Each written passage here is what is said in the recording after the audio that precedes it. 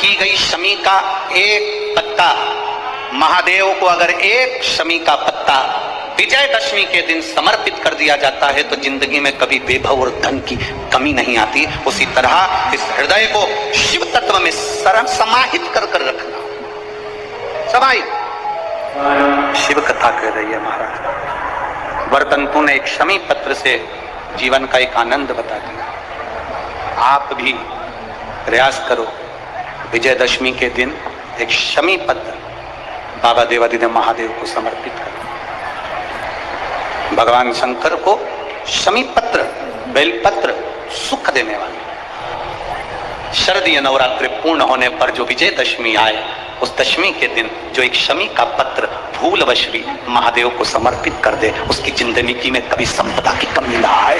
एक शमी का पत्र, एक शमी का पत्ता 14 करोड़ सोने की मुद्रा से प्रबल हो जाता है।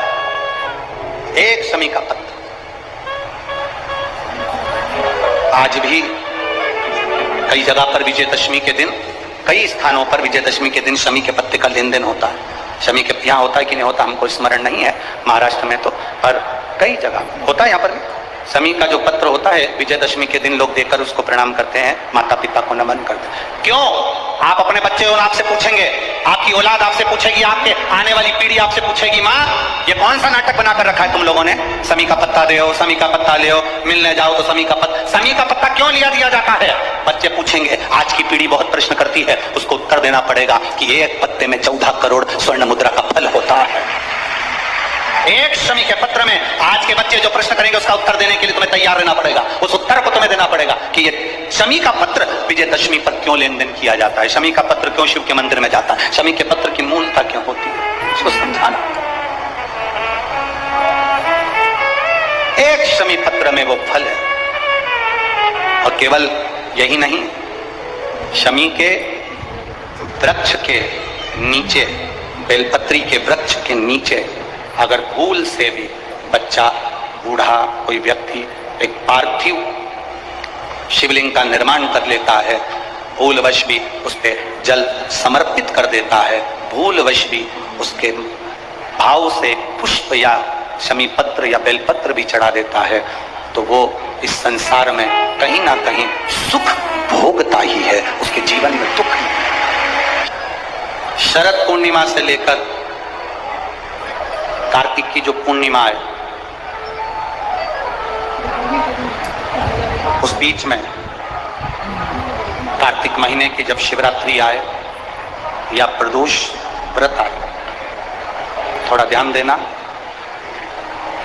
ये उन लोगों के लिए है जो 1 रुपये कमाते हैं, सवाया खर्च होता है, घर में जिनकी संपदा जुड़ती नहीं, बीमारियों में पैसा ज्यादा जाता हो, या कहीं ना कहीं तकलीफें अपनी जिंदगी में आती है, उसके लिए शिव आराधना कार्तिक महीने की थोड़ा ध्यान से श्रवण करें। कार्तिक के महीने में पूर्णिमा से पूर्णिमा के बीच में जो सोमवार पड़े, प्रदोष पड़े, शिवरात्रि पड़े, प्रयास करना। अगर बहुत कष्ट की जिंदगी चल रही हो तो शिवरात्रि, प्रदोष और जितने सोमवार पड़ रहे हो कार्तिक में 4-5 जो सोमवार पड़े, उसमें एक बेलपत्र अशोक सुंदरी वाली जगह पर और शमी पत्र देवादिदेव महादेव के ऊपर, ये 2 जगह पर अवश्य चढ़ा। 1 महीने में जितने सोमवार पड़ जाएं और प्रदोष पड़े और मासिक शिवरात्रि पड़े, उसमें अवश्य चढ़ा। बेलपत्र कहाँ चढ़ाना है? जम के बोलो जरा। अशोक सुंदरी की जगह। और शमी पत्र कहाँ चढ़ाना है? देवादिदेव महादेव के। एक बार चढ़ाकर देखो, आपके जीवन का जो आनंद है, जो अपने हृदय की कामनाएं हैं, अपने हृदय के भाव हैं, कार्तिक का जो महीना है भगवान षडानंद कार्तिकेय जी के लिए मूल है। इस षडानंद कार्तिकेय जी ने जब तारकासुर का संहार किया था,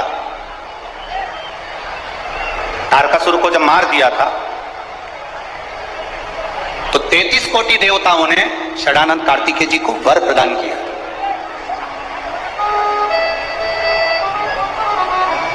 कार्तिकेय जी को वर प्राप्त हुआ। लक्ष्मी जी ने और भगवान नारायण ने षडानंद कार्तिकेय जी से कहा, हे स्कंद देव, हे कार्तिकेय, कार्तिक के महीने में जो दीप दान करता है उसके घर में कभी संपदा की कमी नहीं आती है। कार्तिक महीने के दीपदान की महत्वता जैसे ही लक्ष्मी और नारायण ने कही तब ब्रह्मदेव प्रकट हुए और देवादिदेव महादेव प्रकट हुए, मां पार्वती के साथ में, और ब्रह्मा जी प्रकट हुए मां ब्रह्माणी के साथ में। उन्होंने वर प्रदान कर दिया। षडानन कार्तिकेय भूलवश भी अगर कोई बेलपत्र और शमी पत्र दोनों एक साथ आपकी बहन अशोक सुंदरी और आपके पिता देवादिदेव महादेव को शमी पत्र जो समर्पित कर देगा, षडानन कार्तिकेय इस कार्तिक के महीने में देवादिदेव महादेव कहते हैं उसके यहाँ कुबेर का भंडार शिव भर दे। ये जो बेलपत्र है ये आप समर्पित करेंगे अशोक सुंदरी वाली जगह पर। कहां समर्पित करेंगे? अशोक सुंदरी की जगह पर। और शमी पत्र आप समर्पित करेंगे देवादिदेव महादेव के ऊपर। बस इसमें एक चीज का स्मरण अपने को करना है, जब अपन अशोक सुंदरी की जगह पर बेलपत्र चढ़ाएंगे तो ये डंडी का जो मुख है ये महादेव के जो खाली स्थान है, खाली वाली जगह उसी ओर होगा। शमी पत्र की जो डंडी का मुख है इसी की और जिस ओर तुमने बेलपत्र चढ़ाया है उसी ओर शमी पत्र की भी डंडी का मुख उसी ओर होगा। जहां पर आप बेलपत्र की डंडी का मुख रख रहे हैं उसी ओर शमी पत्र की डंडी का भी मुख उसी ओर होगा। तो देवादिदेव महादेव भगवान शंकर, मां जगत जननी जगदम्बा, श्री ब्रह्मदेव ब्रह्माणी षडानन कार्तिकेय को वर प्रदान कर देते। संसार में दो चीजें दो लोगों से नहीं पूछी जाती है। पूरे संसार में दो चीजें दो लोगों से नहीं पूछी जाती है। एक, स्त्री से उसकी आयु नहीं पूछी जाती है। बोलो सही है कि गलत है? संसार में दो चीजें दो लोगों से नहीं पूछी जाती है। एक, स्त्री से उसकी आयु नहीं पूछी जाती है और दूसरा, पुरुष से उसकी आय नहीं पूछी जाती है। स्त्री से आयु नहीं पूछी, पुरुष से आय नहीं पूछी। क्यों नहीं पूछना चाहिए? क्योंकि स्त्री से आयु इसलिए नहीं पूछते क्योंकि स्त्री अपने लिए कभी नहीं जीती, स्त्री हमेशा दूसरों के लिए जीती है। और पुरुष से उसकी आय नहीं पूछते। क्यों नहीं पूछते? क्योंकि पुरुष अपने लिए नहीं कमाता, हमेशा दूसरों के लिए कमाता है, इसलिए इन दोनों से नहीं पूछा जाता। स्त्री से उसकी आयु, कन्याओं का भोजन कराओ या नौमी के दिन कन्याओं का भोजन कराओ, पर देवी भागवत तो कहती है, देवी भागवत तो वर्णन करती है कि पहले नवरात्रे से लेकर